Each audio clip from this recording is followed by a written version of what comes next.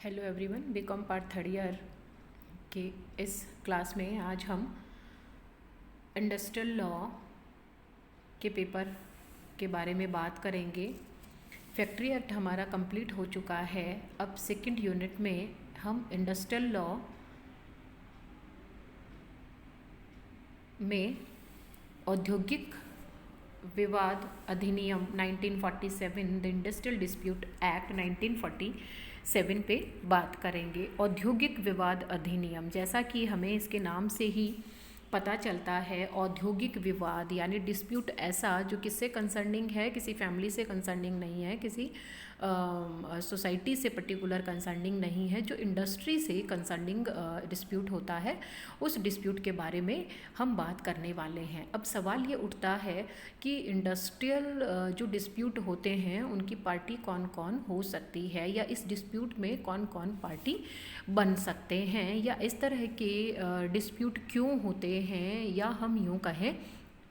कि औद्योगिक विवाद अधिनियम इंडस्ट्रियल डिस्प्यूट एक्ट बनाने की आवश्यकता क्यों पड़ी, क्यों ज़रूरत पड़ी कि इस तरह के एक्ट का फॉर्मेशन किया गया, इस तरह का एक्ट बनाया गया। तो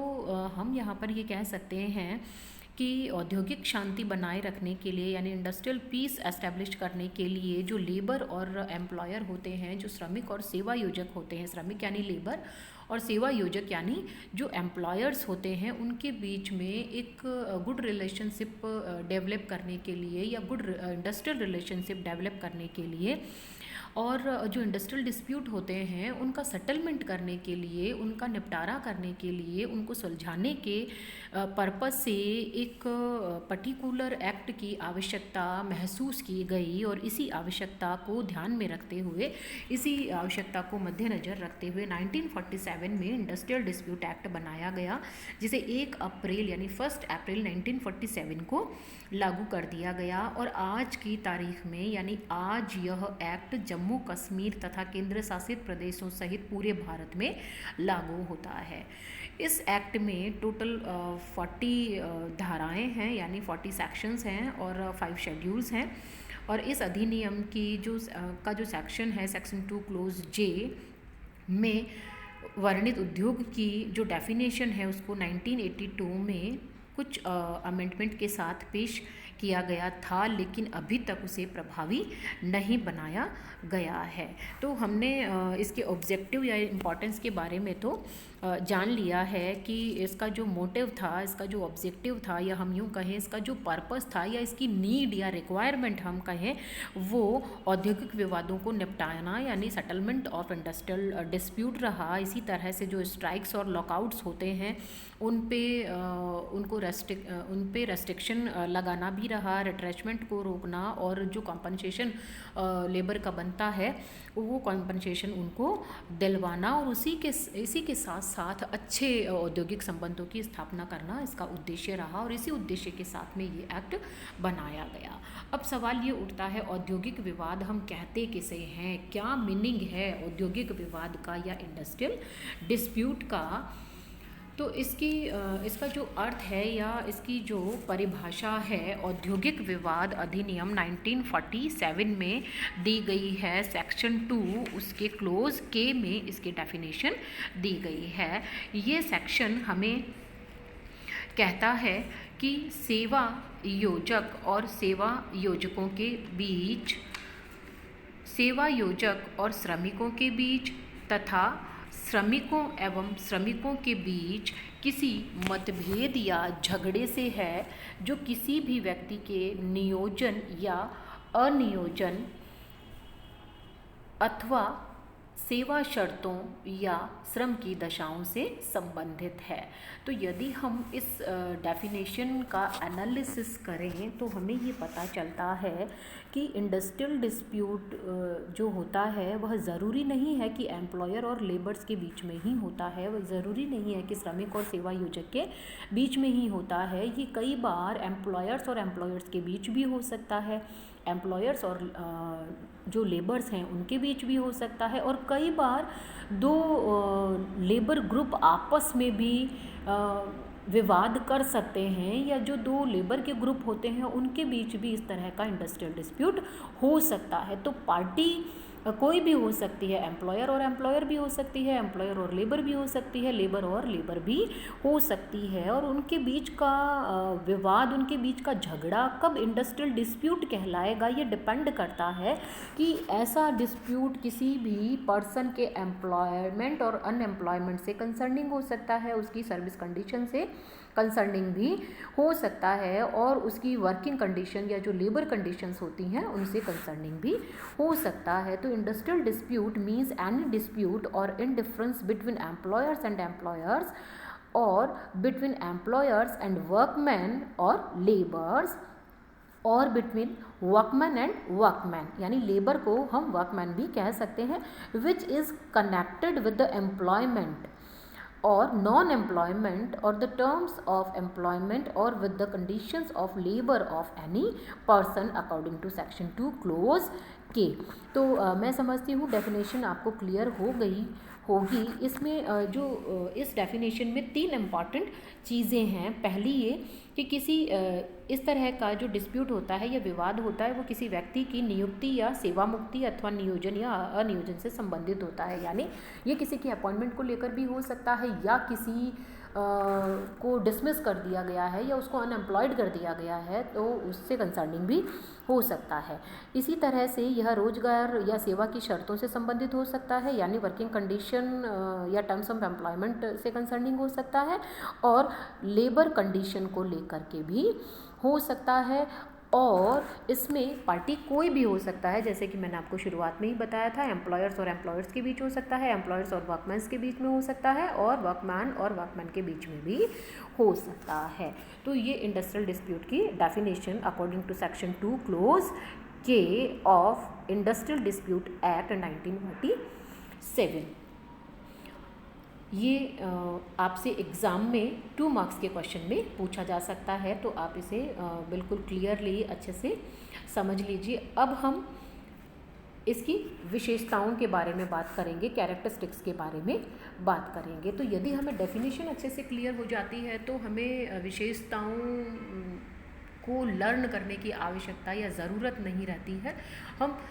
उसकी कैरेक्टरिस्टिक्स आराम से निकाल सकते हैं। तो औद्योगिक विवादों की विशेषताएं क्या हो सकती हैं, इसकी कैरेक्टरिस्टिक्स क्या हैं या इसके लक्षण क्या है, उसमें सबसे पहले निश्चित पक्षकारों के बीच विवाद यानी dispute between certain parties.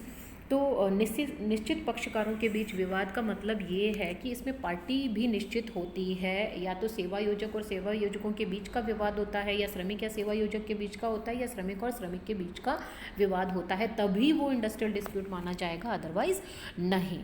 Point number 2 हमें कहता है विवाद का संबंध। विवाद का संबंध किससे है, कंसर्निंग, यानी जो सब्जेक्ट मैटर होते हैं, सब्जेक्ट मैटर ऑफ डिस्प्यूट क्या हो सकता है, तो वो अभी अभी हमने डेफिनेशन में देखा ही है कि एम्प्लॉयमेंट और अनएम्प्लॉयमेंट हो सकता है, वर्किंग कंडीशंस हो सकती हैं और लेबर कंडीशन भी हो सकती हैं। तो ये 3 चीज़ें इसमें सब्जेक्ट मैटर का काम करती हैं, तभी वो इंडस्ट्रियल डिस्प्यूट होगा, अदरवाइज नहीं हो सकता। नेक्स्ट पॉइंट नंबर 3, विवाद की विद्यमानता। विवाद है या नहीं है, एग्जिस्टेंस ऑफ डिस्प्यूट, यानी किसी भी झगड़े को, किसी भी डिस्प्यूट को हम इंडस्ट्रियल कब कहेंगे, और वो विवाद है भी या नहीं, विवाद कब हुआ, यानी विवाद विद्यमान है या नहीं, इस बात का पता हम कैसे लगाएंगे। तो कोई भी विवाद, औद्योगिक विवाद तब बनता है जबकि वह विवाद विद्यमान है, यानी एट प्रेजेंट है, उसका सेटलमेंट नहीं हुआ है, तो ही उसे विवाद माना जाएगा। यदि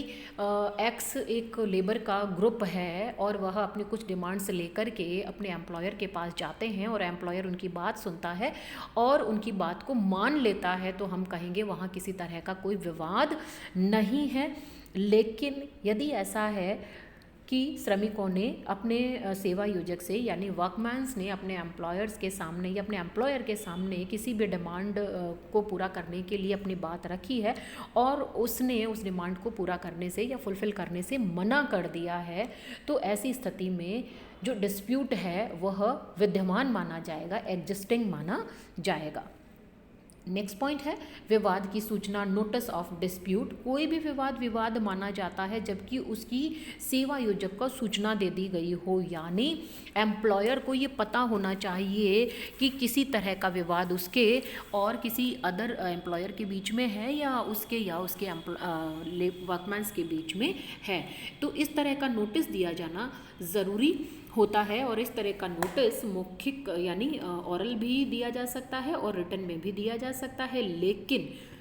जो पब्लिक यूटिलिटी वाली एंटरप्राइजेज होती हैं, जहां डायरेक्ट पब्लिक से जिसका रिलेशन होता है और जिसकी सर्विसेज को, या हम यूँ कहें जहां प्रोडक्शन इस तरह का हो रहा है कि वो पब्लिक यूटिलिटी का है जिसको आप रोक नहीं सकते हैं, तो वहाँ पर जो नोटिस होगा वो रिटन में ही दिया जाना ज़रूरी होता है। नेक्स्ट पॉइंट है श्रमिक एवं सेवा योजक के बीच का संबंध होगा, relationship between workman and employer. कोई भी डिस्प्यूट, इंडस्ट्रियल डिस्प्यूट तभी माना जाएगा जब विवाद करने वाली पार्टीज के बीच में श्रमिक और सेवा योजक का संबंध होना ज़रूरी है। यह संबंध तब डेवलप होता है जब दोनों के बीच में कोई कॉन्ट्रैक्ट होता है। नेक्स्ट पॉइंट, विवाद में किसी समूह का सामान्य हित होना ज़रूरी है, यानी जो डिस्प्यूट है उसमें किसी ग्रुप का जनरल इंटरेस्ट होना ज़रूरी है, क्योंकि ये बात तय है कि जब हमारा कोई इंटरेस्ट नहीं होता है तो हम किसी तरह के विवाद में पड़ ही नहीं सकते हैं। जब हमारे इंटरेस्ट पर आंच आती है, जब हमारे इंटरेस्ट को पूरा नहीं किया जाता है, जब हमारे राइट्स की तरफ कोई ध्यान नहीं दिया जाता है, तो ऐसी सिचुएशन में ही हम अपनी डिमांड को लेकर के जाते हैं और जब वो डिमांड पूरी नहीं होती है तो हम विवाद करते हैं कि नहीं, हमारी मांग मानी जानी चाहिए, तो उसमें जनरल इंटरेस्ट होना ज़रूरी है। नेक्स्ट पॉइंट, मान्यता प्राप्त श्रम संघ या जो माइनॉरिटी वाले लेबर यूनियन है या ट्रेड यूनियन जिसे हम कहते हैं, उनके द्वारा डिस्प्यूट रखा जा सकता है। हाई कोर्ट ये कहता है कि इंडस्ट्रियल डिस्प्यूट किसी भी मान्यता प्राप्त रिकॉग्नाइज ट्रेड यूनियन के द्वारा, या यदि कोई माइनॉरिटी वाला ट्रेड यूनियन है तो वो भी इस तरह का विवाद रख सकता है। नेक्स्ट पॉइंट, कुछ कर्मचारियों द्वारा मिलकर प्रस्तुत करना। कई बार ये होता है कि पूरा लेबर का ग्रुप या पूरे कर्मचारियों का ग्रुप किसी इंडस्ट्रियल डिस्प्यूट का पार्ट नहीं बनता, बल्कि कुछ एक लोग ही उसका पार्ट बनते हैं और वे कुछ एक लोग मिलकर ही डिस्प्यूट करते हैं, क्योंकि हो सकता है कि मैटर इस तरह का है या बात इस तरह की है कि वह कुछ एक लोगों से ही संबंधित है, तो वो व्यक्ति भी मिलकर के वाद प्रस्तुत कर सकते हैं। कुछ दशाओं में विवाद एक व्यक्ति द्वारा, यानी स्पेशल कंडीशन डिस्प्यूट में be by one person only, यानी किसी एक व्यक्ति के द्वारा भी वाद प्रस्तुत किया जा सकता है, क्योंकि कई बार ये होता है कि कुछ गलत जब होता है वह किसी एक व्यक्ति के साथ ही होता है, तो वह एक व्यक्ति भी इंडस्ट्रियल डिस्प्यूट का हिस्सा बन सकता है। हम ये नहीं कह सकते हैं कि यदि अकेला व्यक्ति है तो वह किसी तरह के इंडस्ट्रियल डिस्प्यूट का पार्ट नहीं बन सकता, तो ऐसा भी हो सकता है। नेक्स्ट पॉइंट, विवाद उद्योग से संबंधित हो सकता है, यानी उद्योग से संबंधित होना चाहिए। डिस्प्यूट जो किया जा रहा है वह इंडस्ट्री से, एंटरप्राइजेस से कंसर्निंग होना चाहिए, व्यक्तिगत जीवन से संबंधित या अन्य मामलों से संबंधित उद्योगों से नहीं होना चाहिए। कहने का मतलब ये, औद्योगिक विवाद